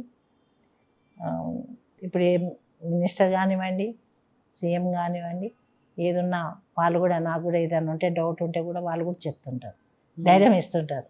కాబట్టి అంత పెద్దగా బాధ్యతగా నేను నాకేం ఫీల్ అవుతలే, సపోర్ట్ ఉంది కాబట్టి. తెలంగాణ రైజింగ్ గ్లోబల్ సమ్మిట్ పెట్టిండ్రు, అందరూ ప్రపంచ దేశాల నుంచి వచ్చిండ్రు, మన దేశవ్యాప్తంగా ఉన్నటువంటి పారిశ్రామికవేత్తలు అందరూ వచ్చిండ్రు. ఫస్ట్ అది మీ ఆధ్వర్యంలో జరిగింది. ఎట్లా అనిపించింది అప్పుడు? అసలు భారతదేశంలో ఇప్పటివరకు అట్లాంటి ప్రోగ్రామ్ అయితే ఎవరు పెట్టలేదు, సక్సెస్ కాలేరు అని చెప్పడం జరిగింది. చాలా సంతోషం. ఎందుకంటే మన తెలంగాణ గడ్డ అంటేనే అన్నిటికీ వాతావరణాలకి కరెక్ట్గా ఉంటుంది. ఇప్పుడు వేరే రాష్ట్రాలను పోలిస్తే మన రాష్ట్రంలో అన్నిటి కూడా అంటే ఇండస్ట్రీలు పెడితే ఎలాంటి ఇబ్బంది లేకుండా ట్రాన్స్పోర్ట్ కానివ్వండి, పరిశ్రమలు ఏర్పాటు చేయడంలో కానివ్వండి, మంచి ప్లేస్ అనేది మంచి వాయిస్ వెళ్ళిపోయింది గ్లోబల్ సమ్మిట్లో. కాబట్టి మంచి డెలికేటర్స్ కూడా చాలా బాగా హ్యాపీగా ఫీల్ అయ్యారు. ఇంత ఈజీగా మమ్మల్ని క్యాచ్ చేసి మాకు ఇంత మంచి సదుపాయం ఇచ్చిందని చాలామంది అప్రిషియేట్ చేసి చాలా హ్యాపీగా అనిపించింది. సో మీరు దగ్గరుండి అన్ని ఏర్పాట్లు చూసుకున్నారు. ఆ తర్వాత 5 లక్షల కోట్ల పెట్టుబడులు వచ్చినాయి అన్నప్పుడు మళ్ళీ వాటిని గ్రౌండ్ చేసి చూపించాలి. అవన్నీ నిజంగా పరిశ్రమలు వచ్చినాయా లేదా, ఊరికే సంతకాలు చేసుకున్నారా, వచ్చిన వాళ్ళ జెన్యూనేనా కాదా, ఇవన్నీ మళ్ళీ ఫాలో అప్లు కూడా చేసుకోవాలి. ఆల్రెడీ అన్నీ కూడా సీఎం గారు అన్ని ఏమంటారు గ్రాఫింగ్ చేసుకున్నాకనే స్టార్ట్ చేసిండ్రు. 4 సిటీలు అయితే చాలా బ్రహ్మాండంగా అయిపోతుంది. ఇప్పుడు సికింద్రాబాద్, హైదరాబాద్, హైటెక్ సిటీ, తర్వాత 4th సిటీలో అసలు మనం ఊహించని విధంగా కొన్ని రోజులు, అంటే ఒక 5-10 ఇయర్స్లో అసలు ఊహించలేము. ఇప్పుడున్న ఈ గ్లోబల్ సమ్మిట్ ఎట్లయితే ఏర్పాటు చేసినామో దానికి ఇప్పుడు ఊహించిన దానికంటే కళ్ళతో చూస్తే అసలు మన ఆనందం అంత బాగుంటుంది. ఇప్పుడు ఎంప్లాయ్మెంట్ ఉండదు, అంటే అన్ఎంప్లాయ్మెంట్ అనేది కూడా ఉండదు. ఫైనాన్స్గా రాష్ట్రం కూడా మంచి పొజిషన్లోకి వెళ్ళిపోతుంది. ఇప్పుడు దాన్ని ఫ్యూచర్ సిటీ అన్నాం, భారత్ సిటీ, 4th సిటీ, ఇవన్నీ అన్నప్పుడు అక్కడ ఉన్నటువంటి రియల్ ఎస్టేట్ అయితే విపరీతంగా పెరిగిపోతుంది. పక్కనే ఉంది మాకు, ఇక్కడే గ్లోబల్ సమ్మిట్ అయింది, ఇక్కడే Bharat future city, 4th city అనే దాంతో చుట్టుపక్కల వెంచర్లకు అయితే విపరీతంగా భూములకి రెక్కలు వచ్చినాయి అక్కడైతే. అందులో హైవే కూడా అక్కడే ఉంది, మరి ఓఆర్ఆర్ పక్కన ఉంది, ఓఆర్ఆర్ పక్కనే శంషాబాద్ కూడా దగ్గర ఉంది. అన్నిటికీ అనుకూలమైన ప్లేస్. ఇప్పుడు అక్కడ ఒకప్పుడు ఏమీ లేకుండా కానీ ఇప్పుడు ఆ పేరు చెప్పడంతోనే అక్కడ రేట్లు పెరగడం, డెవలప్మెంట్ కూడా అట్లాగే ఉంటాయి. సో రెగ్యులర్ గా వెళ్ళి విజిట్ చేసి వస్తున్నారా, అక్కడ ఏం జరుగుతుంది ఏంటి అనేది చూస్తున్నారా మీరు? మళ్ళీ వెళ్ళలేదు, ఇప్పుడే వెళ్ళినా, కానీ ఇక్కడ మీటింగ్ లో డిస్కషన్ అవుతుంటది, అప్పుడు నాకు తెలుస్తుంటది. ఇప్పుడు టీజీఐఐసి అంటేనే భూములు, పరిశ్రమ భూములు. ఇప్పుడు మనకు కోకాపేటలో ఎకరా 100 కోట్లు అన్నా లేదు, వెరీ రీసెంట్ గా ఎకరా 170 కోట్లు, ఒక ఎకరాకి 170 కోట్లు అన్నా, అవన్నీ కూడా వచ్చినవి మీ అండర్ లో ఉన్నటువంటి భూములకే వస్తుంటాయి. సో ఇప్పుడు అట్లాంటి భూముల్ని మిగతా చోట్ల ఇచ్చినట్టుగా కాకుండా అమ్మేసుకుంటున్నారు. తెలంగాణ ఖజానాకి డబ్బులు లేవు కాబట్టి మీ దగ్గర ఉన్నటువంటి భూముల్ని అమ్ముకొని ఆ వచ్చిన డబ్బులతో ప్రభుత్వాన్ని నడిపిస్తున్నారు అనే మాట ఉంది కదా. అవును, వాస్తవం అది. ఎందుకంటే వేరే డిపార్ట్మెంట్లు ఎక్కడ కూడా లేదు. ఎందుకంటే గత ప్రభుత్వం చేసిన అప్పులు ఉన్నాయి కాబట్టి అప్పులను కూడుపుకుంటూ ప్రజలకు ఇచ్చిన మాట ప్రకారంగా 6 గ్యారెంటీలు అని చెప్పినాం కదా, దాన్ని కూడా ఎక్కడ కూడా లోటు లేకుండా ప్రజలకు ఇస్తూ ఇప్పుడు ఇందిరమ్మ ఇండ్లు అనేది చాలా సక్సెస్ఫుల్గా ఉంది రాష్ట్రంలో. ఎక్కడ కూడా ఆపట్లేదు, బిల్లులన్నీ ఇస్తున్నారు. ఎంత హ్యాపీగా ఉన్నట్టు మేము ఇందిరమ్మ ఇండ్లు ఓపెనింగ్కి వెళ్తే వాళ్ళ ఆనందం చూస్తే అసలు నిజంగా కడుపు నిండిపోతుంది. అంటే వాళ్ళు ఎప్పుడు కూడా కల్లో కూడా ఊహించలే మేము స్లాబ్ ఇల్లు కట్టుకుంటాము, ఉంటాము, ఒక బెడ్రూము, హాలు, కిచెన్, బాత్రూమ్ అంటే చక్కగా అలాంటి ప్రోగ్రాంలు చేస్తున్నామంటే కూడా మా డిపార్ట్మెంట్కి కూడా సహకారం ఉందని నాకు ఆనందం అనిపిస్తుంది. సో బట్ ప్రతిపక్షాలు మాత్రం ఇక్కడ ఉన్నటువంటి భూముల్ని పరిశ్రమల కోసమో డెవలప్మెంట్ కోసమో చేయకుండా అమ్ముకుంటున్నారు. ఎందుకు అమ్ముకోవడం వల్ల వచ్చేదేంటి? మీ దగ్గర ఉన్న భూములన్నీ డెవలప్మెంట్ కోసం కదా, రాష్ట్రం కోసం కదా, రాష్ట్రం నడపడానికి అమ్ముకోమని ఎవరు చెప్పిండ్రు అనే ఒక మాట ఉంది కదా. గత ప్రభుత్వం కూడా చేసింది కదా, అప్పుడే కదా 100 కోట్లకు కోకాపేటలో వాళ్ళు కూడా అమ్మిండ్రు కదా. అనడం కాదు కానీ మరి వాళ్ళు చేసిన మోపెడు మోస్తున్నది కదా ఇప్పుడు ఉన్న గవర్నమెంట్, అది కూడా వాళ్ళు గ్రహించాలి కదా. మరి ఏదైనా చేస్తేనే కదా ఒకటి పోతే ఇంకోటి వస్తుంది. ఇప్పుడు పరిశ్రమల కోసమే పెడుతున్నాం. ఇప్పుడు పరిశ్రమలు వస్తే రాష్ట్రానికే మరి ఇన్కమ్ సోర్స్ అవుతుంది. సో ఇప్పుడు ప్రభుత్వం దగ్గర ఇన్ని వేల కోట్ల ఎకరాల భూములు అనేవి ఉన్నాయి కదా, మరి వాటన్నిటినీ కూడా అన్యాక్రాంతం అవ్వకుండా, కబ్జాలు కాకుండా ఇవన్నీ చూసుకోవాలి. ఎట్ ద సేమ్ టైం అక్కడ పరిశ్రమలు పెట్టాలి అనుకున్నప్పుడు ఒక అపోజ్ అనేది రాకుండా, ఆందోళనలు, ర్యాలీలు ఇట్లాంటివి తీయకుండా, నిరసనలు లేకుండా చూసుకోవాలి. అన్నిటిని మళ్ళీ కోఆర్డినేట్ చేసుకుంటూ మీరు ముందుకు పోవాలి కదా. సీఎం గారు ఒకటే చెప్తున్నారు, పంట పండే భూములను టచ్ చేయొద్దు, పంట లేకుండా బీడు భూములుగా ఉన్న వాటినే, అది కూడా అసైన్ ల్యాండ్ కానీ పట్ట కానీ అట్లా తీసుకోండి, కానీ ప్రజల్లో మాత్రం ఆందోళన రాకుండా చూడమని చెప్పింది. ఇప్పుడు డిపార్ట్మెంట్ కూడా అదే చూస్తుంది. ఎక్కడ వెళ్ళినా పంటలు లేకుండా పొలమే. వాళ్ళు ఒకవేళ పంటలు ఉన్న అసైన్ ల్యాండ్ ఇవ్వాలనుకున్న వాళ్ళ ఇష్టపూర్వకంగా ఇస్తేనే పోవాలి, బలవంతం లేదు, బలవంతంగా లేదు. ఒకవేళ డిమాండ్ చేస్తే కూడా వాళ్ళు కోర్టు కూడా వెళ్ళే అవకాశం ఉంటుంది. ఇప్పుడు డిమాండ్ అంత చేయట్లేదు. ఒక ప్లాట్ ఇస్తే ఎకరానికి ఒక ప్లాట్ ఇవ్వమని అడుగుతున్నారు. దానికి సీఎం గారు ఒప్పుకున్నారు కూడా, ఒక ప్లాట్ ఇస్తున్నారు. మరి గవర్నమెంట్ వాల్యూని బట్టి 3 వంతులది కూడా రేటు కట్టిస్తున్నారు. అట్లని అన్యాక్రాంతంగానికి గత ప్రభుత్వము చేసింది ఏంటంటే ధరని తీసుకొచ్చి దరిద్రాన్ని పెట్టింది. ప్రజలందరూ కోట్ల చుట్టూ తిరిగినా ఒక్క పని కూడా కాలేదు. ప్రాణాలు పోయినాయి, దాన్ని ఎంజాయ్ చేసుకోలేరు, వాళ్ళు పంట పండించుకోలేని పరిస్థితిలో. ఇప్పుడు భూభారతి తీసుకొచ్చింది గవర్నమెంట్, చక్కగా అసలు వాళ్ళ బౌండరీ వేసిస్తుంది. ఆ బౌండరీ వేసిన తర్వాత కూడా ఆధార్ కార్డు లాగా భూధార్ కార్డు ఇస్తుంది. ఆ కార్డు అమెరికాలో ఉండని, ఎక్కడ ఉండని, ఎవ్వరు కూడా టచ్ చేయడానికి లేదు, ఈజీగా తెలిసిపోతుంది. అంత సునాయాసంగా ప్రజలకు చేసి పెట్టడానికి ఈరోజు ముఖ్యమంత్రి గారు ప్లాన్ చేయడం జరిగింది. ఆల్రెడీ స్టార్ట్ అయింది, భారత్ స్టార్ట్ అయింది. ప్రతి గ్రామాల్లో, పల్లెలో, అన్ని ఊర్లలో కూడా రెవెన్యూ డిపార్ట్మెంట్ పోయి సర్వే చేయడం జరుగుతుంది. ఉన్న రేటుకి 10 నుంచి 12% ఎక్కువ పెంచి దాన్ని అమ్ముతున్నారు. మిగతా స్టేట్లో అయితే ఎకరాకి 99 పైసలు ఇచ్చి వాటిని తీసుకుంటున్నారు. ఎందుకంటే నామినల్గా మన రాష్ట్రంలో పరిశ్రమలు రావాలి అనే భావన ప్రతి చోట కనిపిస్తుంది. బట్ తెలంగాణలో మాత్రం ఉన్నదానికి ఇంకా 10 నుంచి 12% పెంచి వాళ్ళకి ఇస్తున్నారు అనే ఒక మాట ఉంది కదా. అన్నిటికీ సౌలత్ ఉంది మన తెలంగాణ రాష్ట్రం. ఏది పెట్టుకున్నా సక్సెస్. మరి ఎక్కడ కూడా తుఫాన్లు రావు, మునిగిపోవు, మన దగ్గర సముద్రం లేదు, ఏవీ లేవు. కాబట్టి మంచి తెలంగాణలో పరిశ్రమ పెడితే నష్టం జరగదు, అన్నిటికీ అనుకూలం ఉందని రేట్ ఎక్కువగానే వస్తున్నారు. బట్ మీ మీద ప్రెషర్ ఉంటుందమ్మా. ఎట్లా? ఇప్పుడు జగ్గారెడ్డి గారు సైలెంట్గా ఉంటారు, కాకపోతే మీకున్నటువంటి కార్యకర్తలు లేకుండా మీ ప్రభుత్వం దగ్గర నుంచో మీ వాళ్ళు కావలసిన వాళ్ళు ఎవరైనా దీని మీ సంతకాలు పెట్టండి, ఇది అయ్యేట్టుగా చూడండి, ఇట్లాంటివి ఆ భూములు ఇవ్వడానికో తక్కువ ధరకు తీసుకోవడానికో. ఓకే, అట్లే ఉండదు. ఏదన్నా లీగలే, లీగలే, లేకపోతే అసలు టచ్ చేయము. ఈవెన్ కలెక్టర్ చెప్పినా, ఆర్డీఓ చెప్పినా, ఎంఆర్ఓ చెప్పినా లీగల్ ఉంటే వాళ్ళ ప్రాసెస్ చేయండి అని ముందే చెప్తాం మేము. వాళ్ళు ఏదో ప్రెషర్ పెడితే, మేమేదో చెప్పితే, మీరేదో చేస్తే మీరు బదలం కావద్దు, మాకు కూడా చెడ్డ పేరు తేవద్దని ముందే చెప్తాం. ఇప్పుడు గత ప్రభుత్వం టీఎస్ ఐపాస్ అనేది తీసుకొచ్చింది. ఒకవేళ ఎవరైనా ఎన్ఆర్ఐయో ఇంకెవరైనా ఒక పరిశ్రమ పెట్టాలి అనుకుంటే సింగిల్ విండోలో వాళ్ళకి కావాల్సినటువంటి అన్ని పర్మిషన్లు అందులోనే వచ్చేస్తే డిఫరెంట్ ప్లేసుల్లో తిరిగిపోకుండా విత్ ఇన్ నో టైంలో వాళ్ళకి కావాల్సిన పర్మిషన్స్ వస్తాయని. బట్ ఇప్పుడు మాత్రం విపరీతమైనటువంటి లాబియింగ్ అనేది జరుగుతుంది. బయటి వ్యక్తులు వచ్చి ఇక్కడ కూర్చొని ప్రెషర్ చేస్తున్నారు. ఇట్లాంటివన్నీ కూడా ఈ మధ్యన ఎందుకు వినిపిస్తున్నాయి? అట్లా ఇక్కడ ఈ డిపార్ట్మెంట్ ప్రెషర్ అయితే ఎక్కడా లేదు. మేము ఇచ్చేది ఏంటి, ఆల్రెడీ ఆన్లైన్లోనే పెడుతున్నాము. ఆన్లైన్లో రేట్ ఉంటుంది, ఆన్లైన్లోనే వాల్యూ భూమి ఎంత ఉందని తెలుస్తుంది. దాన్ని బట్టి వస్తారు. ఇక్కడ వచ్చి ఫైటింగ్ చేసి అయితే ఏమి ఉండవు. క్లియర్ కట్గా ఆన్లైన్లో చూసుకొని వస్తారు ఎవరన్నా. వాటి ఏం ప్రెషర్ ఉండదు. అందులోనూ పర్టికులర్గా మహిళలు ఉన్నారు అంటే పర్లేదులే, వీళ్ళకి చెప్తే కొంచెం యాక్సెప్ట్ చేస్తారు, మాట వింటారు, ఒక్కో రకంగా లొంగిపోతారు, భయపడతారు, ఇట్లాంటివన్నీ ఉంటాయి కాబట్టి వాళ్ళ మీద ప్రెషర్ ఎక్కువ పెట్టాలి అనేది. అందులో మీ దగ్గర ఉన్నటువంటి ఇంత ఖజానా డబ్బు అనేది ఇంకెక్కడా లేదు కాబట్టి మీ మీద ఎక్కువ ప్రెషర్ అని అట్లాంటిది ఏమన్నా ఉంటుందా? ఇప్పుడు మీరు బాధ్యతలు తీసుకున్న దగ్గర నుంచి ఇప్పటిదాకా ఉండదు, ఎక్కడ కూడా రాలేదు నాకు అట్లాంటి ఎదురే కాలేదు. ఏదైనా సాఫ్ట్గానే వెళ్ళిపోతుంది. ఓకే, రాజకీయాలు మహిళలు అంటే ఏం చెప్తారు మీరు? ఇప్పుడు స్థానిక ఎలక్షన్లో 50-50 అసలు ఎక్కడ చూసినా సర్పంచులు చూడండి, మున్సిపల్ కౌన్సిలర్ చూడండి, 50 కాదు 60 ఉన్నాం. జనరల్ సీట్లో కూడా మహిళలు గెలిచి ఈరోజు చాలా ఆనందంగా ఉంది.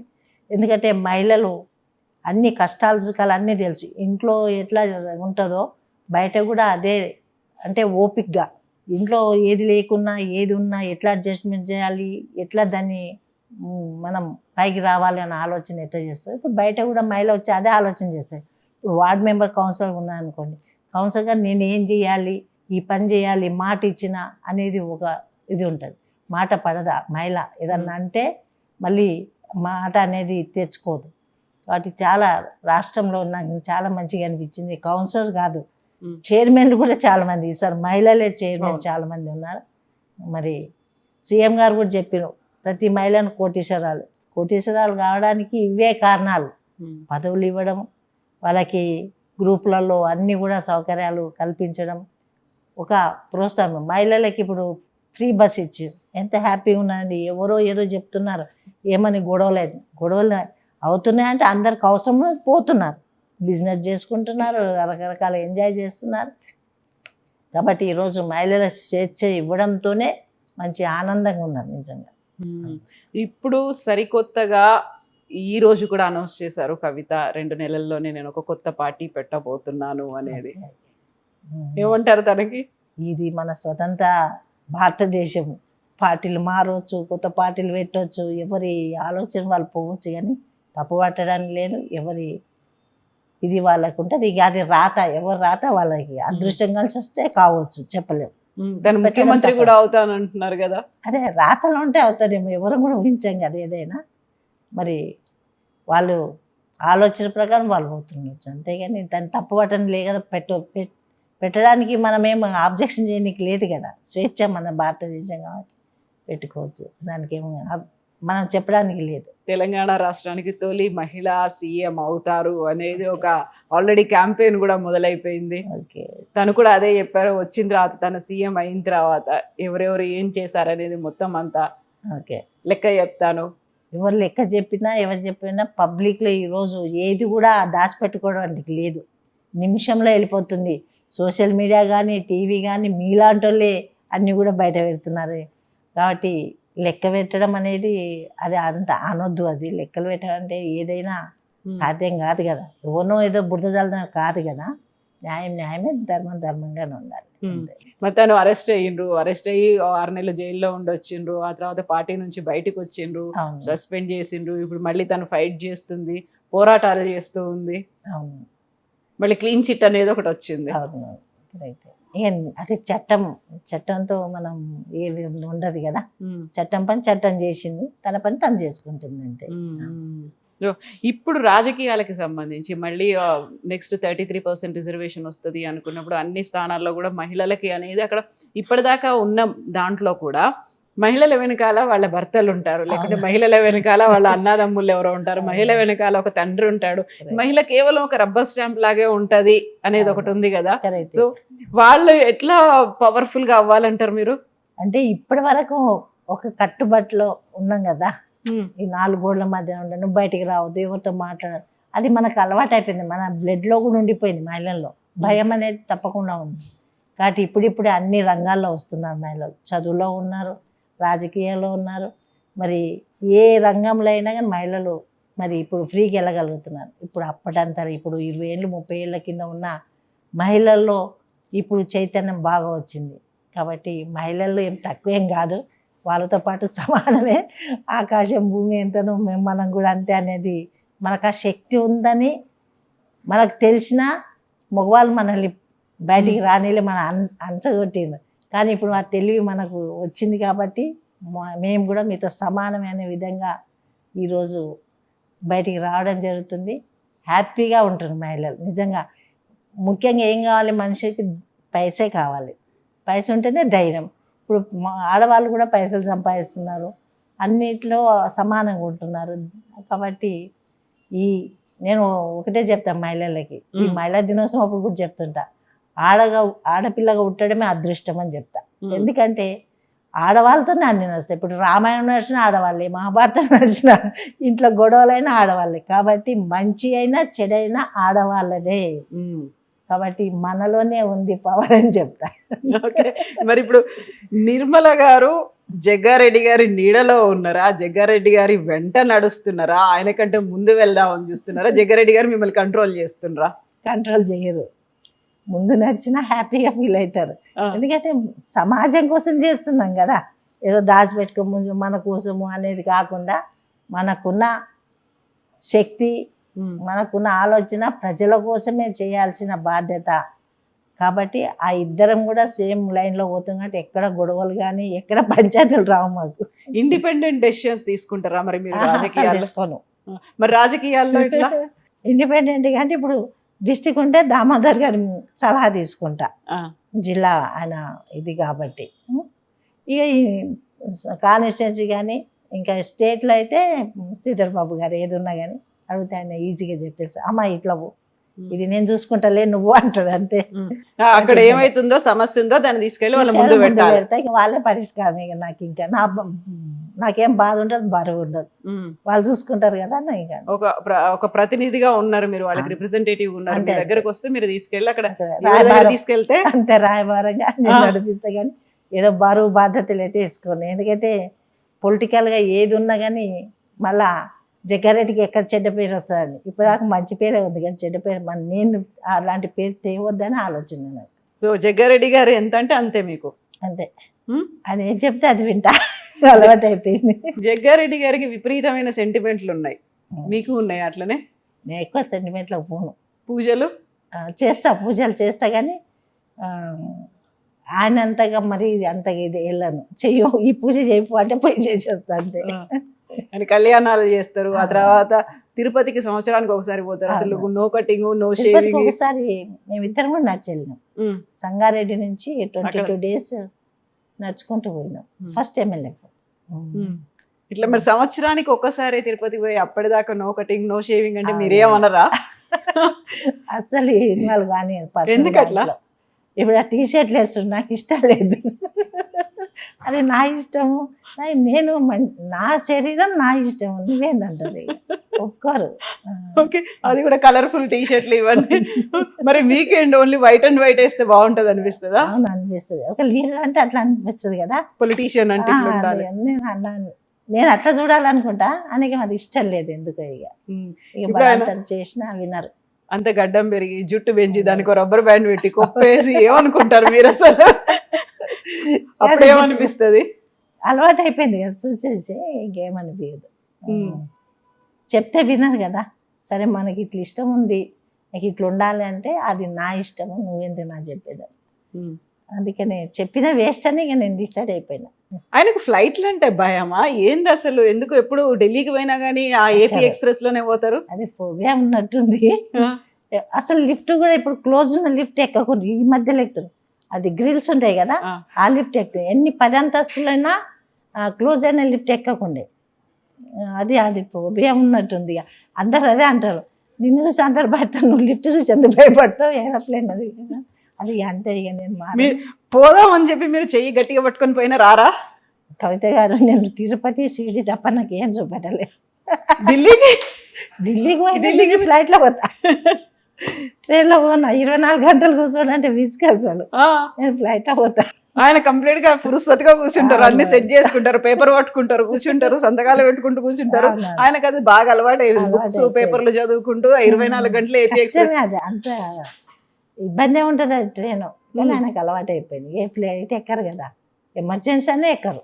మీరు బలవంతంగా మీరున్నారు, మీరు ఇద్దరు పిల్లలు గట్టిగా చేయి పట్టుకొని తీసుకెళ్ళి కాదని చెప్పిన కావాలంటే కళ్ళకి గంతలు కట్టుకోండి కూర్చుందాం ఫ్లైట్ లో అని చెప్పినా కూర్చోరా? అంతే. ఎప్పుడు ట్రై చేయలేదా మీరు అట్లా?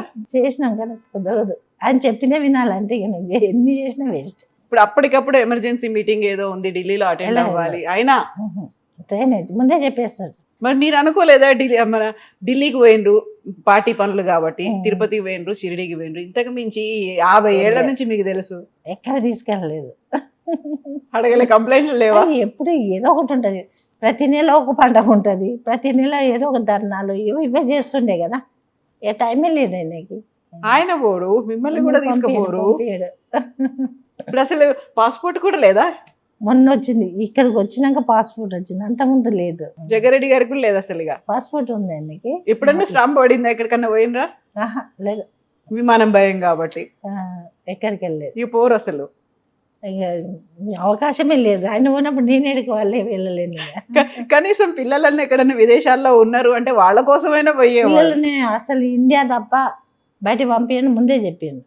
పాప ఎంబీఏ అక్కడ చేస్తానా, హాస్టల్లో ఎక్కడ చేస్తానంటే వద్దొద్దమ్మా, పిల్లలు తల్లిదండ్రి దగ్గర ఉంటే అది రిలేషన్ ఉంటుంది, మీరు అక్కడ మీరు పుట్టేందుకు మేము ఉండే ఇక్కడ అసలు పంపారు. హాస్టల్లో కూడా ఉంచలే పిల్లల్ని. హాస్టల్ అంత పనిష్మెంట్ ఆ పిల్లలకి, తల్లిదండ్రులతో తిన్నరా ఉన్నారా పన్నారా అని అట్లుండాలి. కానీ ఇక చదువు అంటే చదువు ఎందుకు, పైస కోసమే కదా, అందుకని నేను హాస్టల్ కూడా ఉంచాను. హాస్టల్ లేదు, బయట పంపుడు లేదు. మా పాప కూడా సంబంధం చూసేటప్పుడు చెప్పింది, జైరాబాద్ నుంచి హైదరాబాద్ వరకే, ఇంకెక్కడ దూరం వద్దు. ఢిల్లీలో అట్లాంటివి కూడా, బెంగళూరులో చెన్నైలో కూడా వద్దు, ఇక్కడ వద్దు. జైరాబాద్ హైదరాబాద్ లోపలనే చూడాలి సంబంధం. అదృష్టం కొద్ది హైదరాబాద్ దొరికింది. దూరం అయితే ఎక్కడికి పోవాలనుకున్నా గంటలు గంటలు అవుతుంది. వాళ్ళు రావాలన్నా మనం పోవాలన్నా అందుబాటులో ఉండాలి, పిల్లలు మనకు కనపడాలి అంతే. ఇంకా మీరు కూడా ఇంకా చెప్పాల్సిన అవసరం లేదు. ఇక మనం చెప్పినాడని అడగదు కదా, మారాడు కదా ఆయన, చెప్తే ఏం లాభం, మన మాట పోతుంది. అందుకే నేను చెప్పింది వినడం అలవాటు చేసుకున్నాను. ఇప్పుడు మీరు టీజీఐఏసీ చైర్పర్సన్ అయినరు, ఇప్పుడు డిఫరెంట్ ప్లేస్లకు వెళ్ళాల్సి ఉంటది, వెళ్ళాలి. అందుకనైనా పాస్పోర్ట్ తీసుకుంది, కనీసం నేను ఒక్కదాన్నైనా వెళ్ళొస్తా. ఇప్పటి వరకు వెళ్ళలేదు డిపార్ట్మెంట్ వాళ్ళతో, నేను కూడా వెళ్ళలేదు. కానీ వెళ్ళాల్సి వస్తుంది కదా, వెళ్తారు అప్పుడు మీరు. అప్పుడు ఏమంటే దాని గురించి అడగలేదు డిపార్ట్మెంట్ వాళ్ళు, చాలాసార్లు అవకాశం ఉంది పోవచ్చు అన్నారు, కానీ ఇక నేనే వెళ్ళాను, నేను ఎందుకు వెళ్ళాలని. ఆయన రాడు, మీరు ఒక చైర్పర్సన్ హోదాలో మీరు వెళ్ళొచ్చు కదా, గవర్నమెంట్ రిప్రజెంటేటివ్ గా వెళ్ళొచ్చు కదా. ఈసారి ట్రై చేస్తాం మీరు అన్నారు. అప్పుడు జగ్గారెడ్డి గారికి చెప్పండి, పాలిటిక్స్ లోకి బలవంతంగా తీసుకొచ్చినా నేను మాత్రం ఫ్లైట్ ఎక్కి పోతున్నా, అదర్ కంట్రీకి, అది వేరే కంట్రీకి పోతున్నా నేను అనేది. ఇప్పటిదాకా వెళ్ళలేదు, మీరు నాకు సలహా ఇచ్చారు కాబట్టి వెళ్తా. బట్ ఈ మనం ఎట్లాగో డిఫరెంట్ కంట్రీస్ కి వెళ్తున్నాం, తెలంగాణ రైజింగో లేకుంటే తెలంగాణ ఫస్ట్ అనే నినాదము ఇట్లాంటివి అన్నీ ఉన్నాయి. గ్లోబల్ సమిట్ పెట్టుకున్న తర్వాత మన దగ్గర నుంచి రిప్రజెంటేటివ్స్ వెళ్తున్నారు, శ్రీధర్ బాబు గారు వెళ్తున్నారు, అధికారులు వెళ్తున్నారు. ఆ టైంలో మీరు కూడా వెళ్ళాలి కదా. అవునవును, కానీ ఇంకా ఆయనకు అడగలే, ఎప్పుడు వెళ్ళాలా అని అడగలేదు. ఇంకా అటు పోతే ఎవరే తోడు కూడా ఉండరు కదా, నాకు అబ్బాయి ఉంది, అధికారులు ఉంటారు, మీ టీం ఉంది కదా. ఎప్పుడు వెళ్ళలేం కాబట్టి వెళ్ళాలో వెళ్ళొద్దని భయం ఉంది. బట్ టీం ఉంది కాబట్టి మీకు ఒక పవర్ఫుల్ పొజిషన్ లో మీరు కూర్చొని ఉన్నారు కాబట్టి they will take care of everything కదా, వాళ్ళు అన్ని చూసుకుంటారు, మీరు పోయి రావచ్చు వాళ్ళకి. సరే ఈసారి ట్రై చేస్తా. ఓకే, సో ఇప్పుడు మనకి చదువు, మీ అమ్మాయి ఫస్ట్ తన పేరు వచ్చింది, జయ తను కంటెస్ట్ చేస్తారు సంగారెడ్డి నుంచి అని, బట్ తను కొంచెం బ్రేక్ తీసుకుంది, తర్వాత జగ్గారెడ్డి గారు కూడా బ్రేక్ తీసుకున్నారు, నెక్స్ట్ మీరే ఉన్నారు. ఇప్పుడు టీజీఐఐసి చైర్పర్సన్ తర్వాత నెక్స్ట్ మేము మిమ్మల్ని ఎమ్మెల్యేగానే చూడొచ్చా? దానికి ఏముండదు, అంతే. ఎమ్మెల్యే అప్పుడు ఎమ్మెల్యే కుర్చీలో కూర్చుంటారు, ఎమ్మెల్యేగా మీకు చేయాల్సినవన్నీ ఎవరైతే జగ్గారెడ్డి గారు కొంచెం ఇంత చేసినా నాకు ఓటేయలేదు అని ఒక కొద్దిగా అనిపించింది కదా, అసంతృప్తి అనేది. అది లాజిక్ మీరు కరెక్ట్ విన్నారో లేదు, సంగారెడ్డిలో నిలబడను అన్నారు, స్ట్రైక్ అయింది. సంగారెడ్డిలోనే అంటున్నారు, ఎక్కడ అనట్లేదు కదా, ఎమ్మెల్యే ఎక్కడ పోటీ చేయని అంటలే. నేను ఒకరోజు అడిగిన, నువ్వు అనే దాంట్లో సంగారెడ్డిలో అంటున్నా అంటే వేరే దగ్గర ఉండదు ఆ తర్వాత సంగతి అన్నారు. సంగారెడ్డి మాత్రం నువ్వు కంటెస్ట్ చేస్తున్నావు, నేను ఎక్కడి నుంచి అనేది అప్పుడు చెప్తా. సంగారెడ్డిలో అనే ఎందుకు అంటున్నావు, ఎక్కడ చేయని అంటలేవు కదా అని అంటే ఆ తర్వాత సంగతి నీకు అర్థం కాదన్నారు. రాజకీయం, అది రాజకీయం నీకు ఇప్పుడే అర్థం కాదన్నారా? అంతే. సో ఫస్ట్ అయితే మీరుంటారు, తర్వాత తను ఇంకప్పుడు ఆ డెసిషన్ అప్పుడు ఏంది అనేది ఆ టైంని బట్టి అప్పుడు తీసుకుంటారు. బట్ ఆయన మాత్రం సంగారెడ్డికే పరిమితమైన, సంగారెడ్డి చుట్టే తిరుగుతున్నారు కదా. అసలు రోజు సంగారెడ్డిలోనే. సంగారెడ్డి అంటే జగ్గారెడ్డి, జగ్గారెడ్డి అంటే సంగారెడ్డి అన్నట్టే ఉంది కదా. అంతా ఓడిపోయిన తర్వాత ఎందుకు నీకు ఇవన్నీ కష్టాలు అని అంటే ఇక అలవాటు అయిపోయింది. వేరే దగ్గర పోయి కూర్చుంటే మనకి ఎవరు విలువ ఇస్తారు.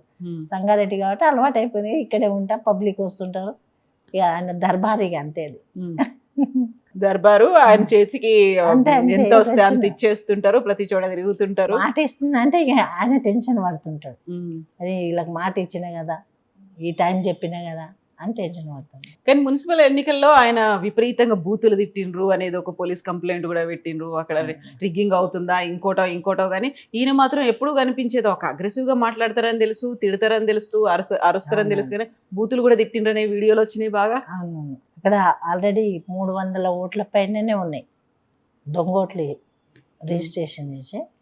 ఆ ఓట్లు వేస్తూ ఉంటే అక్కడున్న క్యాండిడేట్ పోయి సిఐ గారిని, సార్ నేను కూడా లోపలికి వెళ్తాను వెళ్ళొద్దని చెప్పేసి కళ్ళబట్టి బయటికి పోయి ఆ విషయం ఈయనకి తెలిసింది. అసలు ఎప్పుడు బూత్లలోకి వెళ్ళరు, చైర్మన్ అప్పుడు వెళ్ళిన మొన్ననే వెళ్ళాడు బూత్లకు అసలే రారు. ఇట్లా క్యాండిడేట్ మన క్యాండిడేట్ అనే ఉద్దేశంతో పోయిండు. తీరా చూస్తే సిఐ గారు కొంచెం డామినేట్గా ఉన్నాడు, అది కోపం వచ్చింది. గల్లబట్టడం మీద క్యాండిడేట్ మేము బీఫామ్ ఇచ్చి మేము గవర్నమెంట్ ఉండి మా క్యాండిడేట్ని గల్లబడితే ఇక మేము ఉండేందుకు అని ఆ కోపంతో ఆడ వాంటెడ్లీ చేసింది కాలేదు.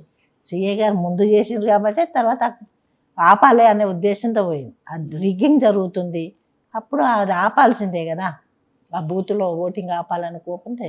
సో ఇప్పుడు ఉమెన్స్ డే, మనం ఓన్లీ ఉమెన్స్ డే అంటే ఆ రోజు మాత్రమే మాట్లాడుకోకుండా మొత్తం ప్రతి సంవత్సరం, ప్రతి రోజు, ప్రతి నిమిషం ఉమెన్ కోసం ఆలోచించాలి అంటే మీరేం చెప్తారు మహిళలకి? మహిళలకు ఒకటే చెప్తున్నా, ఉమెన్ డే అనేది లేకుండా మనం తయారు కావాలని చెప్తా. ఒక స్పెషల్ డే మార్చి 8 అని కాకుండా ఉమెన్స్ డే ఎందుకు చేసుకుంటున్నాం, మనకు సపోర్ట్ ఇవ్వండి. మనకు ఆ శక్తి ఉన్నా కానీ మనల్ని అణచివేస్తున్నారు. ఆ రోజు పోవాలి, మీరు అట్లా తయారు కావాలి, మనం అందరం అట్లా ఉండాలని చెప్తాను నేను. మహిళా దినోత్సవం అనేది ఉండవద్దు, పురుషుల దినోత్సవం రావాలని చెప్తాను. చాలాసార్లు చెప్పింది నేను. Thank you so much Nirmala గారు, మంచి మాట చెప్పిండ్రు.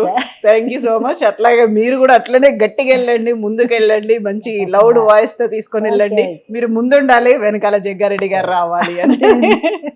థ్యాంక్ యూ సో మచ్ అండి. Thank you.